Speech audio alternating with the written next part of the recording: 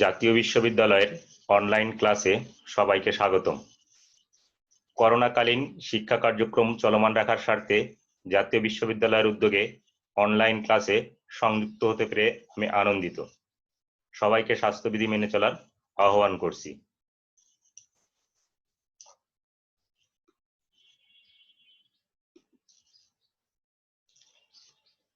জাতীয় বিশ্ববিদ্যালয়ে অধ্যয়নরত বিএসসি সম্মান শ্রেণীর দ্বিতীয় বর্ষের গণিত বিভাগের ছাত্র এবং নন মেজর যাদের ক্যালকুলাস 2 রয়েছে তাদের জন্য এই লেকচার নম্বর 12। লেকচারের শিরোনাম বহুভিত্তিক সমাকলনের সাহায্যে ক্ষেত্রফল ও আয়তন নির্ণয়। আমার পরিচয় গৌতম কুমার সাহা, সহকারী অধ্যাপক গণিত, সরকারি বিএম কলেজ বরিশাল। চলো ক্লাস শুরু করি। দ্বিযোগদের সাহায্যে r = a × 1 + cos θ কার্ডিয়াডের ক্ষেত্রফল নির্ণয় করো। আমরা এই টাইপের প্রবলেম ক্যালকুলাস 1-এও করে আসছি। সমাধান দেওয়া আছে r = a × 1 + cos θ। আর আমি গতদিনই তোমাদেরকে ইনফর্ম করেছি যে সমাকলনের প্রবলেমগুলি অনেকবার প্র্যাকটিস করা লাগে, তাহলে পরীক্ষা হলে পারা যায়। r = 0 হলে আমরা জানি r আর θ, rটা হচ্ছে ব্যাসার্ধ, এই জন্য r এর মান 0 ধরেছি, ধরে মান নির্ণয় করা সহজ। এখন তাহলে r = যদি 0 হয়,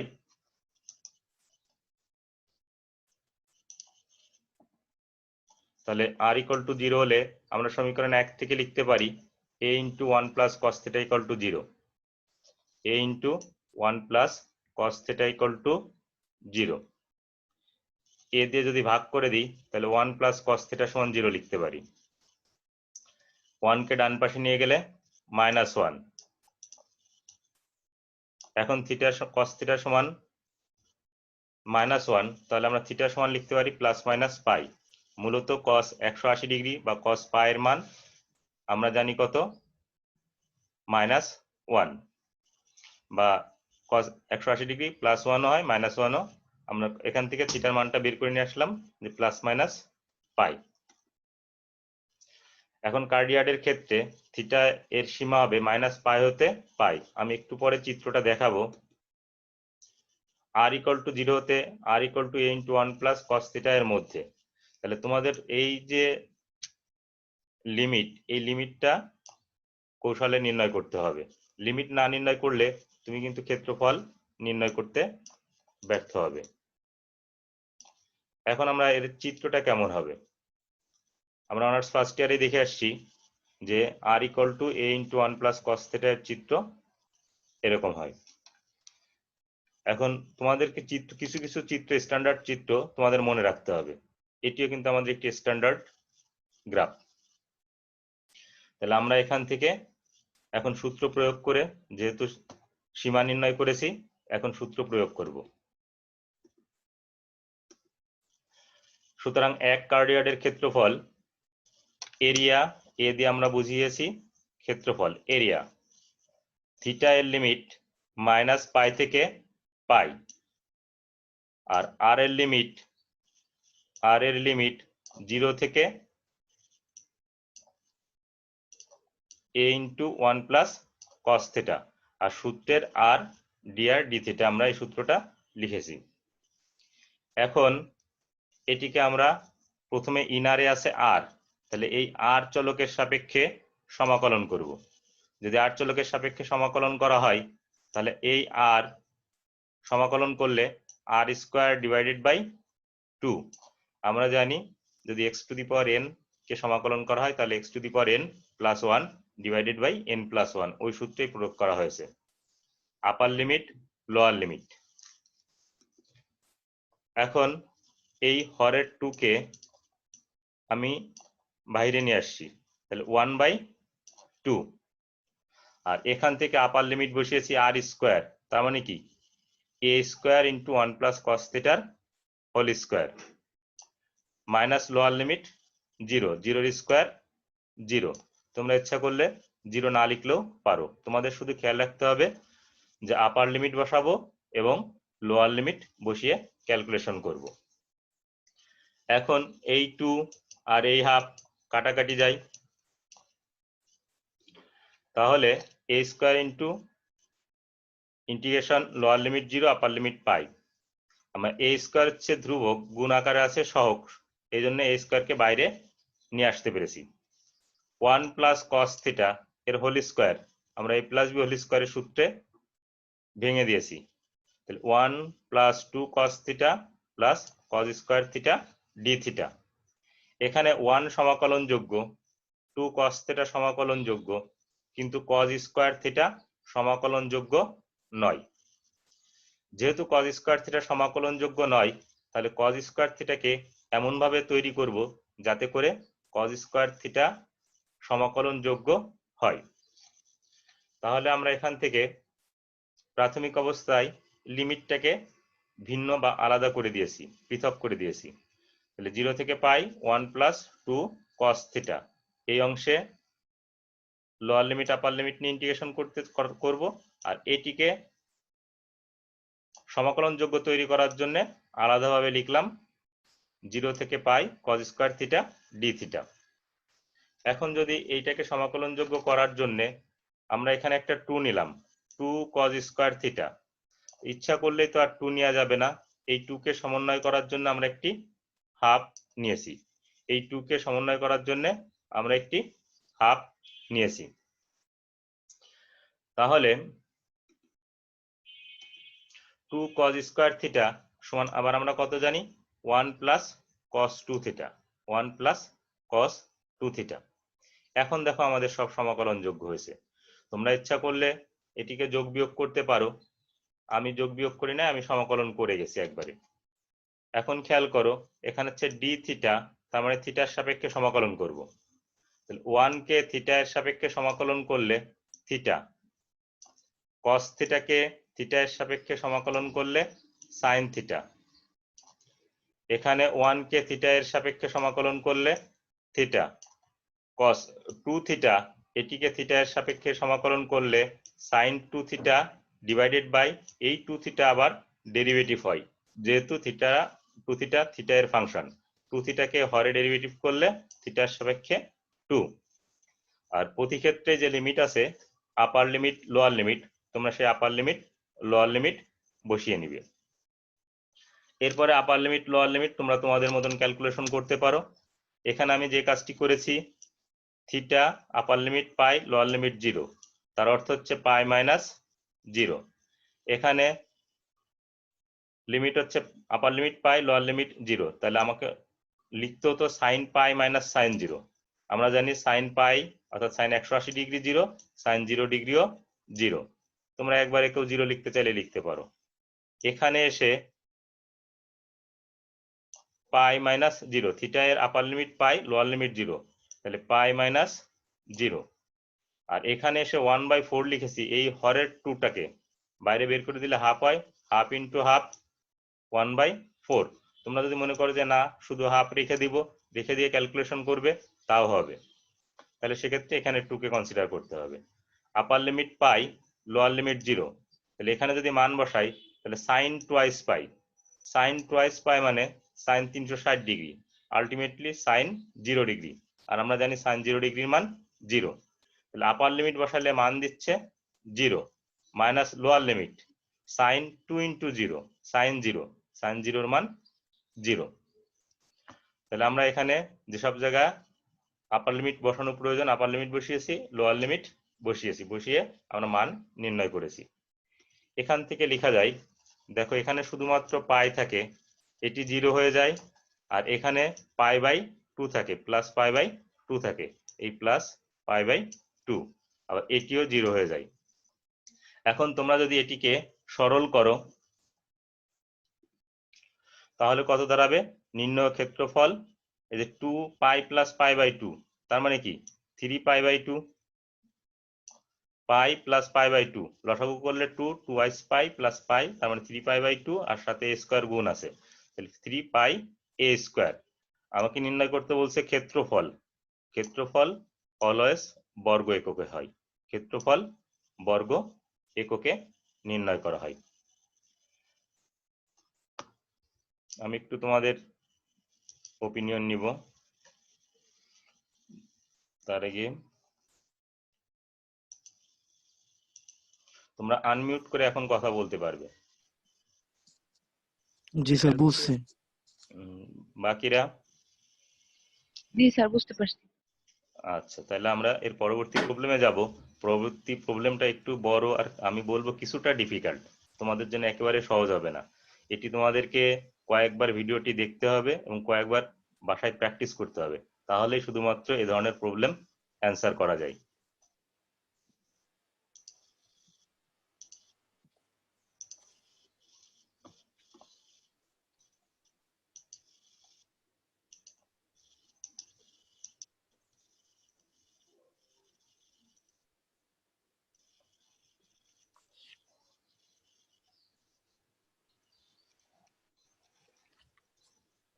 গোলকীয় স্থানাঙ্ক ব্যবহার করিয়া এর মান নির্ণয় করো। এটা ত্রিভিত্তিক ইন্টিগ্রাল দেওয়া আছে, তার মান নির্ণয় করতে বলছে। এখন তুমি শুধু অঙ্ক পারলেই হবে না, নির্ধারিত পদ্ধতিতে পারতে হবে। নির্ধারিত পদ্ধতি বলতে এই যে গোলকীয় স্থানাঙ্ক ব্যবহার করা লাগবে, গোলকীয় স্থানাঙ্ক ব্যবহার করা লাগবে। অর্থাৎ আমি যদি তোমাকে বলি তুমি ঢাকায় আসবে, ফরিদপুর হয়ে ঢাকায় আসবে, এখন তুমি ফরিদপুর না হয়ে ঢাকায় গেলে সেই ঢাকায় যাওয়া কিন্তু গ্রহণযোগ্য হবে না। তার মানে কি, এটির মান নির্ণয় করার ক্ষেত্রে আমরা যে কাজটি করব সেই কাজটি হচ্ছে কি, আমরা গোলকীয় স্থানাঙ্ক ব্যবহার করব। তোমরা আমার কথা বুঝতে পারছো কিনা? আমার মনে হয় বুঝতে পেরেছো। আমি পরের দিকে যাই।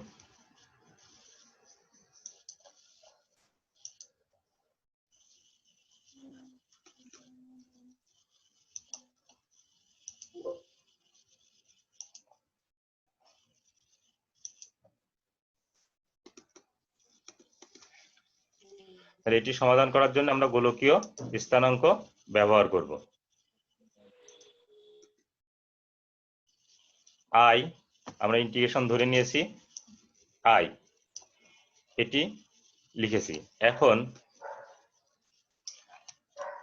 একদম আউটারে আছে ডি ওয়াই, একদম আউটারে আছে ডি ওয়াই, তাহলে এটির আউটারে আছে 0 2, তাহলে ওয়াই এর লিমিট হবে 0 থেকে শুরু করে 2 পর্যন্ত। মিডিলে আছে ডিএক্স,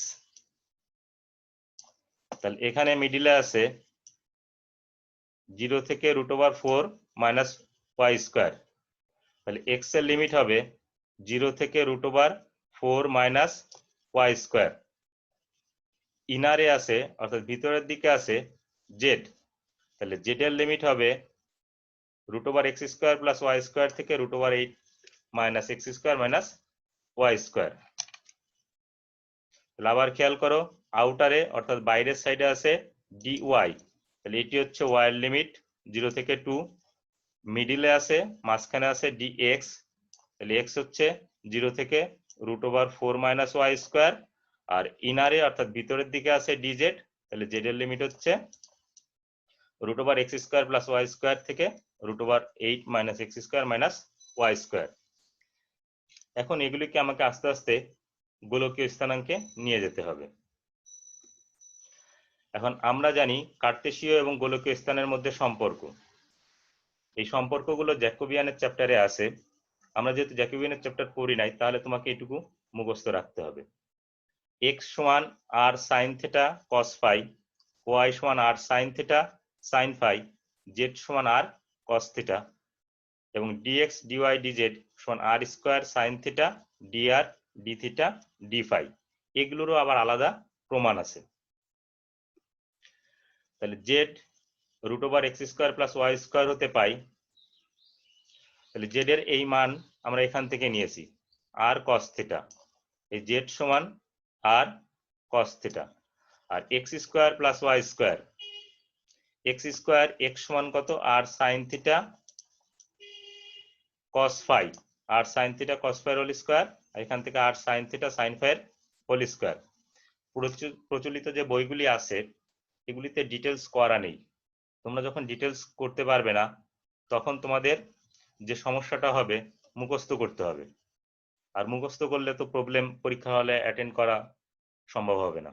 তাই যতটা সম্ভব নিজে নিজে বুঝে প্র্যাকটিস করার চেষ্টা করবে। এখন দেখো এখান থেকে যেহেতু অনার্সে পড়ো একবার একটু আমি এরকম যদি আর সাইন থিটা তার স্কোয়ার আছে, আর সাইন থিটা তার স্কোয়ার আছে, তাহলে কমন নিয়ে যাই, তাহলে পড়ে থাকে cos square phi plus sine square phi. আর আমরা জানি cos square phi plus sine square phi এটির মান হচ্ছে 1।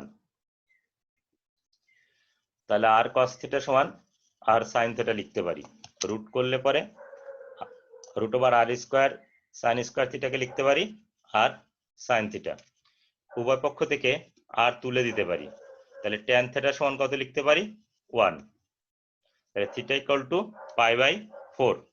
আমরা জানি ট্যান 45 ডিগ্রির মান 1, তাহলে ট্যান পাই বাই 4, তাহলে থিটা সমান পাই বাই 4। আবার জেড সমান root over 8 minus x square minus Y square. এখান থেকে একটা রিলেশন নিয়ে আসতে চাই। আমরা যদি মাইনাস সাইন কমন নিই তাহলে x square plus Y square, আবার একটু আগে আমরা দেখে আসছি X square plus Y square সমান জেড স্কোয়ার। তাহলে এখান থেকে লিখতে পারি এই মাইনাস জেড স্কোয়ার যদি ডান পাশ থেকে বাম পাশে নিয়ে আসি তাহলে 2 জেড স্কোয়ার সমান 8 লিখতে পারি। এর পরের যে ক্যালকুলেশন গুলি আছে তোমাদের মনে প্রশ্ন জাগবে যে কোথা থেকে কিভাবে আসছে, আমি তার মোটামুটি ডিটেলস আমি স্টেপ বাই স্টেপ করে দিয়েছি। তাহলে 2 জেড স্কোয়ার সমান 8। এখান থেকে তাহলে 2 আর স্কোয়ার কজ স্কোয়ার থিটা, এটি কোথা থেকে পেলাম? আমরা জেড সমান আর কস থিটা জানি, তাহলে জেড স্কোয়ার সমান আর স্কোয়ার কজ স্কোয়ার থিটা। তাহলে এই মানটি আমরা বসিয়েছি। এখন তোমাদের প্রশ্ন যে 8 এই 2 into 8 into cos square theta, যে আর স্কোয়ারের মান 8, এটি কিভাবে আসছে? আমি এখানে লিখেছি যেহেতু আর ইজ ইকুয়াল টু 2 রুট 2, যেহেতু আর ইকুয়াল টু 2 রুট 2, তাহলে এই মানটা কিভাবে আসছে সেগুলির ব্যাখ্যা আমি তোমাদের সাথে দিব। X square plus Y square plus Z square, আমরা গোলকে স্থানাঙ্কে গেলে এই যে এক্স এর মান বসিয়েছি, ওয়াই এর মান বসিয়েছি, জেড এর মান বসিয়েছি। প্রথম দুইটা থেকে r square sine square theta common নিয়েছি, তাহলে cos square phi plus sine square phi, cos square phi plus sine square phi 1। এখন আবার এখান থেকে আর স্কোয়ার কমন নিয়েছি, তাহলে sine square theta plus cos square theta, তাহলে আর স্কোয়ার। এটি তো পেলাম x square plus Y square plus Z square r square. পরবর্তীতে আমার এই অংশটুকু লাগবে, এই জন্য আমি আগে এটি দেখিয়ে আসলাম। আরেকটি জিনিস তোমাদের, এই যে 2 রুট 2 এটি কোথা থেকে এসেছে? 2 রুট 2। এখন দেখো জেড সমান আমরা আমাদের আপার লিমিট কত ছিল? Root over 8 minus x square minus Y square, উভয় পাশে বর্গ করে দিয়েছি। যদি বর্গ করি তাহলে জেড স্কোয়ার সমান 8 minus x square minus Y square. এখন এগুলিকে যদি ডান পাশ থেকে বাম পাশে আনি, চিহ্নের পরিবর্তন হয়, X square plus Y square plus Z square equal to 8। এই যে এখন দেখো X square plus Y square plus Z square, এটির মান আমরা কত পেয়েছি? আর স্কোয়ার পেয়েছি। X square plus Y square plus Z square, এটির মান পেয়েছি আর স্কোয়ার। এই হচ্ছে আর স্কোয়ার মান বসিয়ে দিলাম। তাহলে আর স্কোয়ার সমান যদি 8 হয়, আর ইকুয়াল টু 2 রুট 2। দুই একজনের মনে প্রশ্ন জাগতে পারে, স্যার প্লাস মাইনাস 2 রুট 2 কেন লিখি নাই? আরটা কি? ব্যাসার্ধ, ব্যাসার্ধ নেগেটিভ হয় না, এই জন্য আরটাকে আমরা কি করেছি? শুধুমাত্র ধনাত্মক চিহ্ন লিখেছি, আর ইকুয়াল টু 2 রুট 2। আমি এই যে দুইটা বক্সে যে হিসাবগুলি করেছি, তোমরা হিসাবগুলি পরীক্ষার খাতায় করে দিয়ে আসবে, যাতে শিক্ষক বুঝতে পারেন যে তুমি জিনিসটি বুঝে অ্যান্সার করেছো। অনেকেই করে কি, এই জিনিসগুলি বুঝতে চায় না, মুখস্থ করে, মুখস্থ করে লেখার চেষ্টা করে, এবং পরীক্ষার হলে দেখা যায় কিছু না কিছু স্টেপ মিসিং হয়ে যায়। এরপরে আমরা আসবো cos থিটা সমান ছিল 1/√2, তাহলে cos 45 ডিগ্রির মান আমরা জানি 1/√2, তার মানে থিটা ইকুয়াল টু এখান থেকে পেলাম π/4। এখন যে লিমিটগুলি আছে, তাহলে থিটার মান 0 থেকে π/4, ফাই এর মান 0 থেকে π/2, এই মানটি তোমরা পাবে। আমরা যে সম্পর্কগুলো পেয়েছি সেই সম্পর্কগুলো যদি তোমাদের উপরে যে জায়গাটা ছিল এক্স ওয়াই এবং জেড, ওই জায়গায় যদি বসিয়ে আসো, বিশেষ করে এক্স আর ওয়াই, জেড এর থেকে পাবা না, তাহলে তোমরা সেখান থেকে ফাই এর আপার লিমিট লোয়ার লিমিট পেয়ে যাবে। আর আরেকটাও তো আমরা নির্ণয় করেছি 0 থেকে শুরু করে 2√2। তাহলে আমাদেরকে কিন্তু এই লোয়ার লিমিট আপার লিমিট অর্থাৎ সীমাটা অবশ্যই ভালো করে আয়ত্তে নিতে হবে। সীমা যদি আয়ত্তে নিতে ব্যর্থ হও তাহলে কিন্তু সমাকলন করতে পারবে না। এখন আসি, এটি তোমাদের খাতার ভিতর আছে, আমি আমার বোঝানোর স্বার্থে এটিকে আমি নিয়ে আসছি। তার মানে এই বক্সের লাইনটি তোমাকে লিখতে হবে না, বক্সের লাইনটি তোমাকে লিখতে হবে না। আমরা এই লাইন লিখবো, সমীকরণ 1 হতে পাই। দেখো এখানে আছে, প্রথমে আছে কে ডি আর, তাহলে আমাকে ভিতরে ইনারে আর এর লিমিট লিখতে হবে। আর এর লিমিট কত? 0 থেকে 2√2, এই 0 থেকে 2√2। মাঝখানে কে আছে? থিটা, মাঝখানে আছে ডি থিটা, থিটা, তাহলে থিটা এর লিমিট 0 থেকে π/4, এই হচ্ছে থিটা এর লিমিট 0 থেকে π/4। আউটারে আছে, বাইরের অংশে আছে কে ডি ফাই, তাহলে ফাই এর লিমিট 0 থেকে π/2, এই হচ্ছে 0 থেকে π/2। এখন তোমাদের মনে প্রশ্ন যে এই মানগুলি কোথা থেকে এসেছে? আমার মূল ফাংশন ছিল x² + y² + z², তাহলে আমি বক্সের ভিতর দেখিয়ে আসছি x² + y² + z², এটির মান ছিল কত? r²। আর গোলকীয় স্থানাঙ্কের ক্ষেত্রে dz dx dy, এটির মান আমরা দেখেছিলাম r² sin θ dr dθ dφ। এই কনসেপ্টটুকু ক্লিয়ার করার জন্য তোমরা প্রয়োজনে ভিডিওটি একাধিকবার দেখবে। যতক্ষণ তোমার কনসেপ্ট ক্লিয়ার না হবে ততক্ষণ ভিডিওটি দেখতে থাকবে, তাহলে তোমরা এখান থেকে এই মানগুলি পেয়ে যাবে। তাহলে সমীকরণ 1 কে আমরা কনভার্ট করে ফেললাম, আমাদেরকে যে পদ্ধতি বলেছিল সেই পদ্ধতিতে কনভার্ট করেছি। এখন এটিকে আমাদেরকে সমাকলন করতে হবে। তাহলে r² * r² r⁴, r² * r² r⁴। আমরা এই r⁴ sin θ dr dθ dφ, পরবর্তী স্টেপটা আমি একটু একবারে করেছি, তোমরা মনোযোগ সহকারে দেখবে। আমি 2 থেকে 3 বার রিপিট করব, বোঝার চেষ্টা করবে। আমি 3টা ইন্টিগ্রেশনই একবারে করে দিয়েছি। তাহলে ইনারে আছে কে dr, তাহলে চলক পাবো কি r⁴, লিমিট পাবো কি 0 থেকে 2√2। r⁴ এটিকে যদি সমাকলন করা হয় তাহলে r⁵ ডিভাইডেড বাই 5। আবার খেয়াল করো, ইনারে আছে dr, এটি আগে পরে লেখাতে কিছু, এখন যেভাবে করছি আগে পরে লেখাতে সমস্যা হবে না। আর r⁴ কে যদি সমাকলন করা হয় r⁵ divided by 5, lower limit কত? 0, আপার লিমিট কত? 2√2, তাহলে এটি বসিয়েছি। এরপরে আসবো dθ, তাহলে এখানে থিটা আছে কোথায়? এই সাইন θ, এই সাইন θ। আবার খেয়াল করো, মিডিল আছে কে dθ, তাহলে এখানে থিটার ফাংশন কোনটা? সাইন θ, তাহলে সাইন থিটাকে থিটা এর সাপেক্ষে সমাকলন করব, আর লিমিট কত পাবো?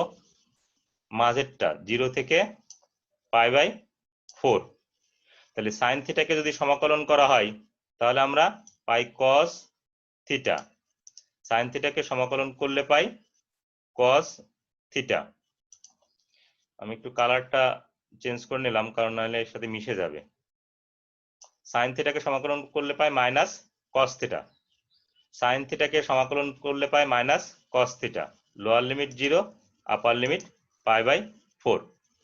রিপিট করছি, ডি থিটা, এখানে থিটাটা হচ্ছে সাইন থিটা, তাহলে সাইন থিটাকে সমাকলন করলে হয় মাইনাস কস থিটা, আর লোয়ার লিমিট পাবো 0, আপার লিমিট পাবো π/4।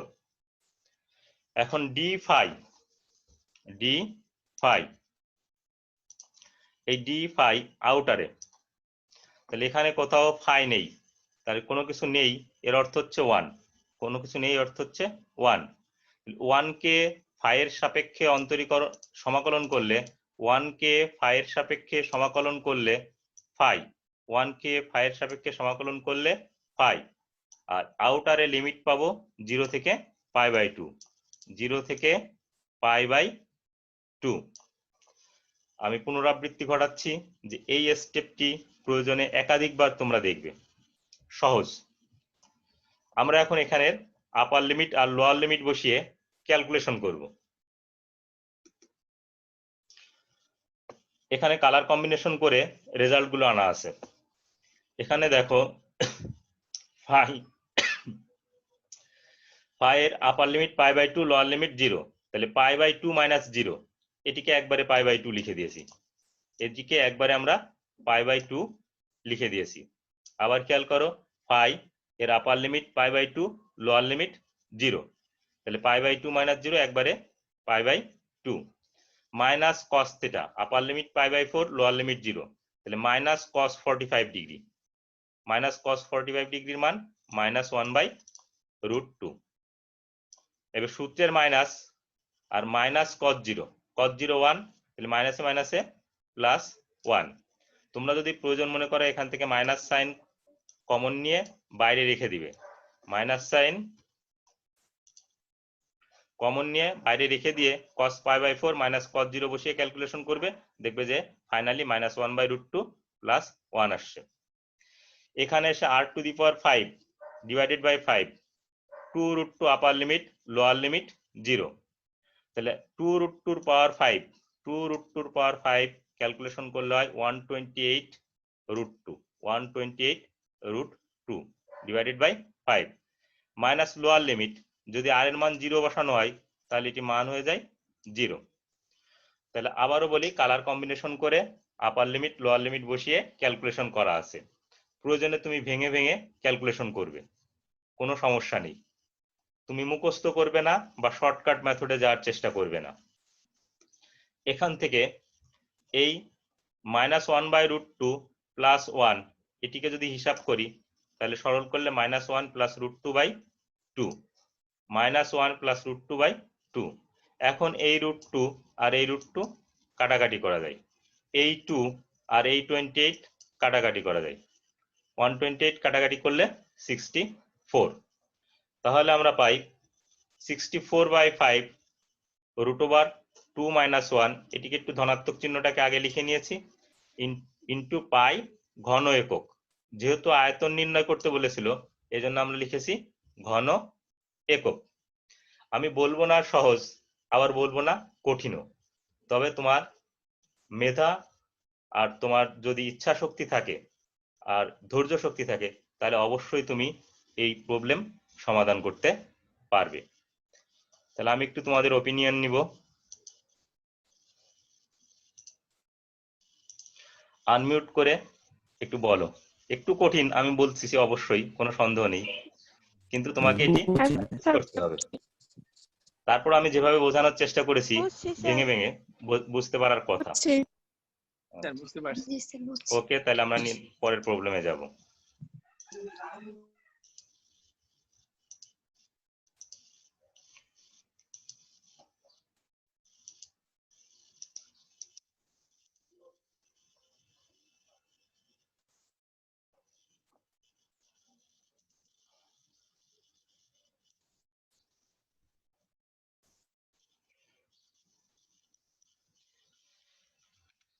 এগুলি সব কিন্তু ইম্পর্টেন্ট প্রবলেম, প্রায় জাতীয় বিশ্ববিদ্যালয় বা ঢাকা বিশ্ববিদ্যালয়ের অধিভুক্ত কলেজগুলোতে মেজর নন মেজর সবারই 1-2 বছর পর পর আসে। সিলিন্ডারীয় স্থানাঙ্ক ব্যবহার করে X square plus Y square plus Z square equal to 9 গোলকের উপরিতলের নিম্নভাগ ও নিম্নতলের উপরিভাগ এবং X square plus Y square equal to 4 সিলিন্ডারের ভিতরের অংশ দ্বারা আবদ্ধ ঘনবস্তুর আয়তন নির্ণয় করো। এই প্রবলেমটিও সমাধান করার সময় যে জিনিসটি খেয়াল রাখতে হবে, সিলিন্ডারীয় স্থানাঙ্ক তোমাকে ব্যবহার করতে বলছে, তাহলে তোমাকে অবশ্যই সিলিন্ডারীয় স্থানাঙ্ক ব্যবহার করতে হবে। যেমন আমি যদি উদাহরণটা অন্যভাবে টানি, আমি তোমাকে 100 টাকা দিব, তুমি শর্ত দিয়ে দিলে স্যার আমাকে 50 টাকার নোট দিয়ে দিতে হবে, তার মানে আমাকে কিন্তু 2টা 50 টাকার নোটই দিতে হবে। আমি 5টা 20 টাকার নোট দিলে 100 টাকা, সেই 100 টাকা কিন্তু গ্রহণযোগ্য হবে না। আমার কাছে 100 টাকা চাওয়া হয়নি, আমার কাছে চাওয়া হয়েছে 2টি 50 টাকার নোটের মাধ্যমে, মানে 50 টাকার নোটের মাধ্যমে 100 টাকা দিতে। তাহলে এখানে বলা আছে সিলিন্ডারীয় স্থানাঙ্ক ব্যবহার করে, তাহলে তোমাকে অবশ্যই সিলিন্ডারীয় স্থানাঙ্ক ব্যবহার করতে হবে। চলো শুরু করি। তাহলে আমরা প্রথমে সূত্রটা লিখে নিব। সূত্রটা তোমাকে মুখস্থই রাখতে হবে। ভলিউম 2 ট্রিপল ইন্টিগ্রাল, এখানে ডিজেড ডিওয়াই ডিএক্স। জেড এর ঘনবস্তু জেড কি আছে আমার দেয়া আছে, এখান থেকে যদি আমরা একটু বের করি, তোমরা একটু বোঝার চেষ্টা করবে। X square plus Y square plus Z square equal to 9। তাহলে এখান থেকে জেড স্কোয়ার সমান লেখা যায় 9 minus x square minus Y square. তাহলে জেড সমান লেখা যায় √9 minus x square minus Y square. যেহেতু অর্ধগোলক সেহেতু আর প্লাস মাইনাস নেওয়া হয়নি। এক্স ওয়াই সমতলে X square plus Y square equal to 4, এই X square plus Y square equal to 4 cylinder দ্বারা সীমাবদ্ধ।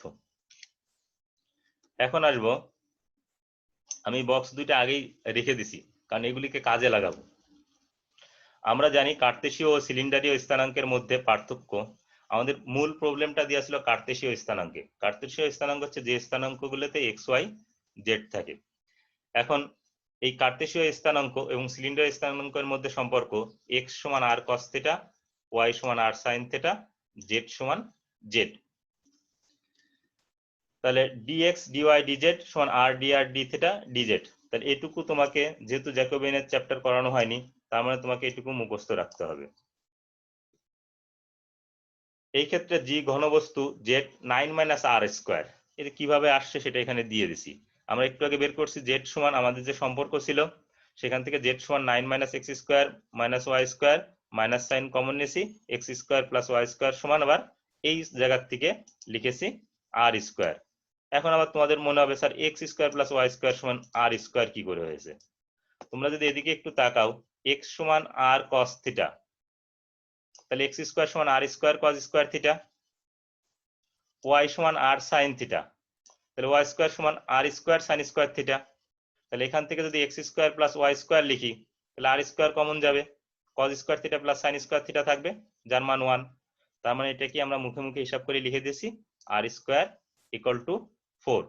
আর আমরা এখান থেকে ধার নিয়েছি x square plus Y square equal to R square. আমি জিনিসটা আরেকটু আসি, তাহলে এটি আমরা পেলাম। এখন দেখো আর ইকুয়াল টু 0 টু 2, আমরা আরটা কি বলি কি ব্যাসার্ধ, তো ব্যাসার্ধ তো নেগেটিভ হতে পারে না।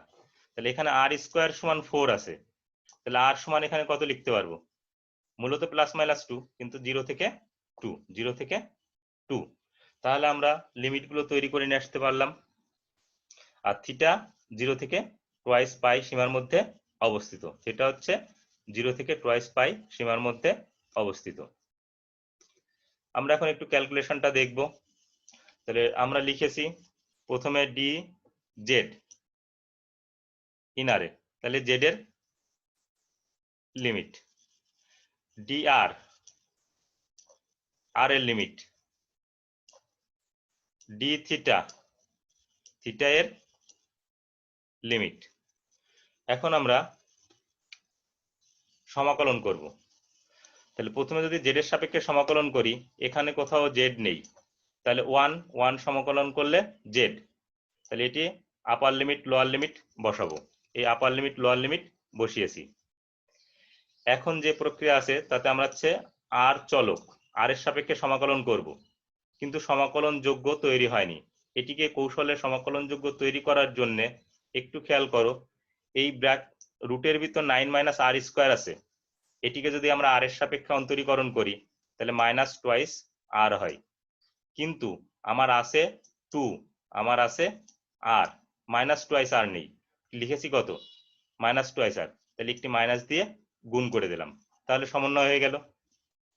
আর এখান থেকে ডি থিটাটাকে ইন্টিগ্রেশনটাকে আলাদা করে নিয়ে আসছি, 0 থেকে পাই টোয়াইস পাই ডি থিটা।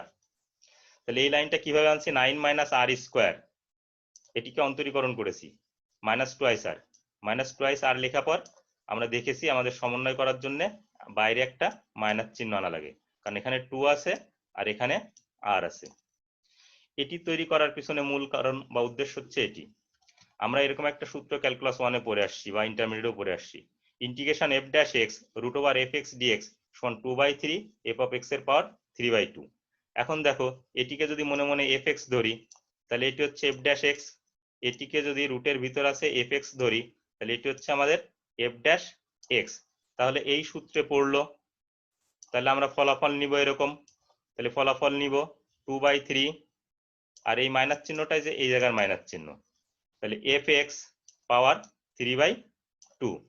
আর এখানে 1 কে থিটার সাপেক্ষে সমাকলন করলে থিটা, 1 কে থিটার সাপেক্ষে সমাকলন করলে থিটা। এখন তোমরা আপার লিমিট লোয়ার লিমিট বসাবে, এটি 2 এর কত আছে 3/2, তাহলে 9 মাইনাস 3/2 হোল স্কোয়ার। তাহলে আমরা যে সব জায়গা আর আছে সে জায়গায় আপার লিমিট বসাবো, যে সব জায়গায় লোয়ার লিমিট আছে সে সব জায়গায় লোয়ার লিমিট বসাবো। তাহলে 3/2 এগুলো তোমরা মান বসিয়ে ক্যালকুলেশন করবে, এই যে আর এর এই জায়গায় 3/2 আর একবার 0 বসিয়ে ক্যালকুলেশন করবে। ক্যালকুলেশন করার পর দেখবে যে তোমাদের মান আসতেছে 5 এর পাওয়ার 3/2 মাইনাস 9 এর পাওয়ার 3/2, তার মানে 5√5 মাইনাস 27। এটা হচ্ছে 3 এর স্কোয়ার করলে 2 কাটে, 3 এর কিউব 27।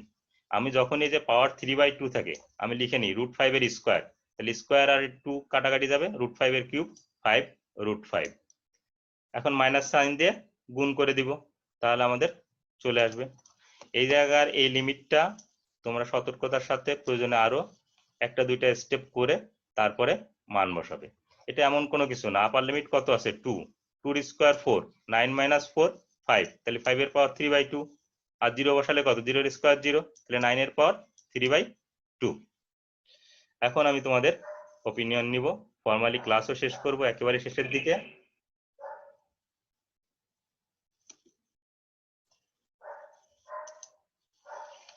আমরা বুঝতে পেরেছি কিনা সবাই? হ্যাঁ স্যার বুঝতে পারছি। স্যার বুঝতে পারছি। আচ্ছা, অনলাইন ক্লাসে যুক্ত থাকার জন্য তোমাদের সকলকে ধন্যবাদ জানাচ্ছি। পরবর্তী ক্লাসে আবার তোমরা যুক্ত থাকবে, তোমরা স্বাস্থ্যবিধি মেনে চলবে।